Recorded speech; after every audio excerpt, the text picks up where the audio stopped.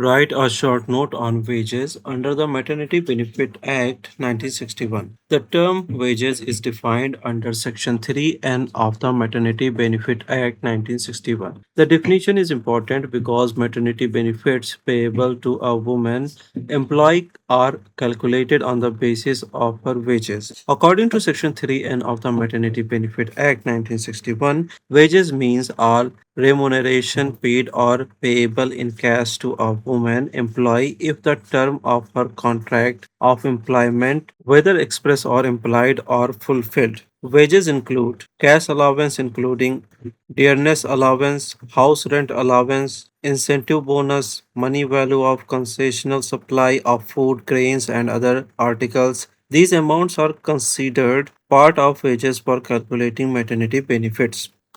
Wages do not include any bonus other than incentive bonus, overtime earnings, any deduction or payment made on account of fines, any contribution paid by the employer to a pension fund or provident fund, gratuity payable on termination of services. Purpose of the definition. The purpose of defining wages is to determine the amount of maternity benefit payable to ensure uniform calculation of benefits to perfect the financial interests of women employees during maternity leave.